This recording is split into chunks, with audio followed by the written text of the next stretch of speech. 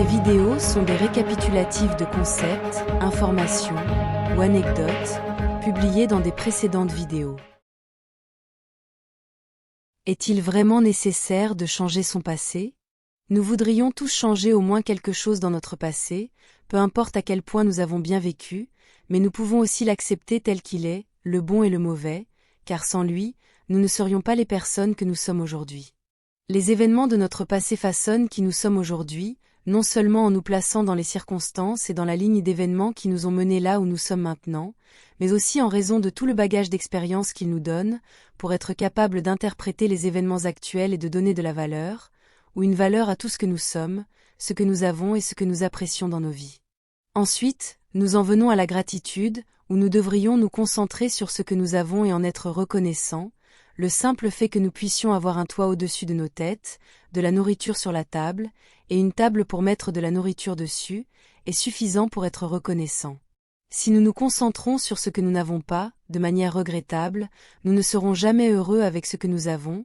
et nous ne serons pas heureux avec ce que nous voulons, mais que nous n'avons pas encore, car nous serons toujours focalisés sur ce que nous n'avons pas, et c'est évidemment la base de toute mentalité de manque, ou peu importe ce que nous pouvons avoir, nous aurons toujours l'impression d'avoir constamment besoin de plus. Une autre variante de la mentalité de manque est de sentir que tout ce que nous possédons est sans valeur, juste parce que c'est à nous, et nous ne pourrons peut-être percevoir la valeur de cet objet que lorsque nous sommes sur le point de le perdre, pour une raison quelconque, car il n'est presque plus à nous, cela a aussi pour effet secondaire d'avoir une faible estime de soi. Tout cela se produit évidemment lorsqu'une personne se concentre sur ce qu'elle a, plutôt que sur qui ou ce qu'elle est. Nous rappelant que tout ce qui est matériel reste dans le monde matériel à la fin de nos vies, et la seule chose qui compte est ce que nous avons appris à travers cette vie, et non la richesse et les objets que nous avons réussi à accumuler.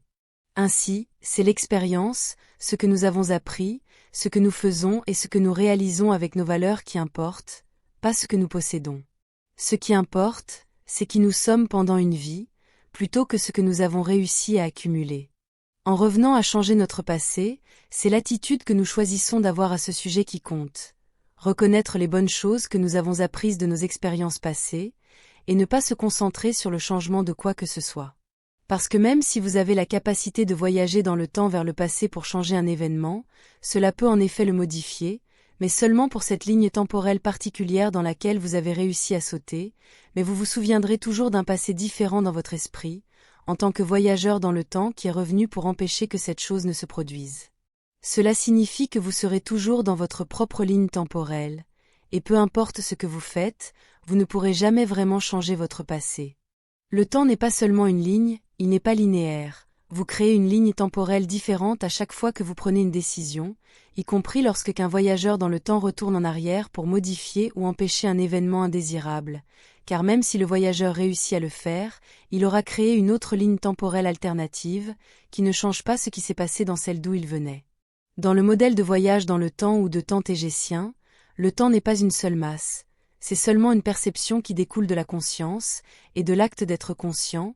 et il y aurait une ligne temporelle pour chacun de tous les points d'attention d'une conscience, étant donné que chaque point d'attention est une personne avec une âme, avec une forte connexion à la source. Revenir dans le temps pour changer des événements ne peut pas altérer la ligne temporelle d'où le voyageur est venu, et d'où la décision de changer ces événements indésirables spécifiques est également venue, simplement parce que la ligne d'événements, ou la ligne temporelle, existe toujours dans la conscience et dans la mémoire du voyageur lui-même.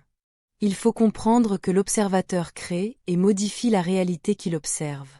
Dans le modèle tégésien de fonctionnement du temps, et du voyage dans le temps, aucun paradoxe ne peut jamais être créé, un événement ne peut se produire qu'une seule fois, ce qui signifie que les événements au sein d'une ligne temporelle spécifique ne peuvent pas être modifiés ni altérés, car le faire ne crée qu'une autre version alternative de la ligne temporelle originale.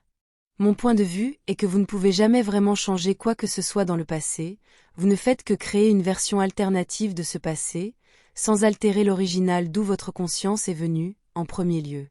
Donc, de mon point de vue, ce qui compte, c'est ce que nous faisons de cette expérience passée, le bien et le mal, ce que nous avons appris et qui nous sommes grâce à ce passé, indésirable ou non.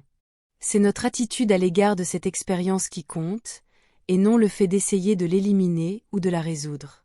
Dans mon cas, en me servant d'exemple, j'aimerais retourner dans mon passé à l'âge de 13 ans, et je souhaiterais ne pas être entré dans ce vaisseau spatial seul, et avec une expérience insuffisante, ce qui m'a causé de me perdre gravement, ne pouvant pas retourner dans mon monde d'origine, et pire encore, ne pouvant pas retourner vers ma mère.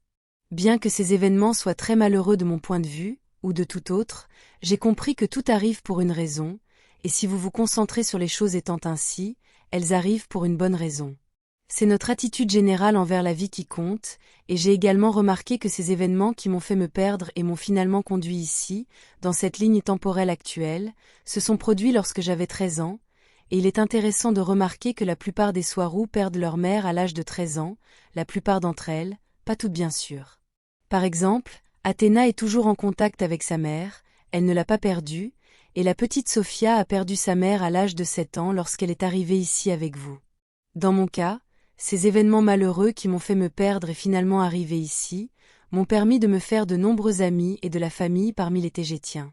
L'équipe tégétienne, y compris Athéna et Sophia, ont également favorisé la chaîne d'événements qui m'ont amené à ressentir le besoin de commencer ce système de communication directe, avec vous tous, sur cette chaîne YouTube.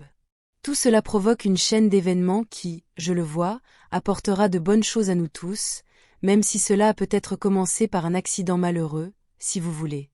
Néanmoins, je comprends le point de vue de Swaruu 9 avec ce qu'elle dit à propos de changer votre passé dans votre esprit, même si cela ne serait valable que pour vous, et comme un mécanisme d'adaptation à la réalité.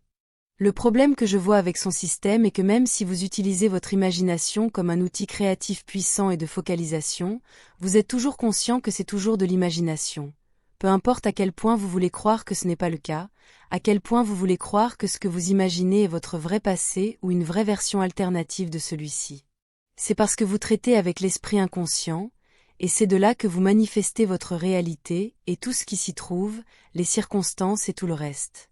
Vous manifestez ce que vous êtes et non ce que vous voulez. Souvenez-vous-en, donc, je considère son système comme étant d'une utilité limitée, et son efficacité dépendra de chaque personne, mais c'est quand même un outil utile.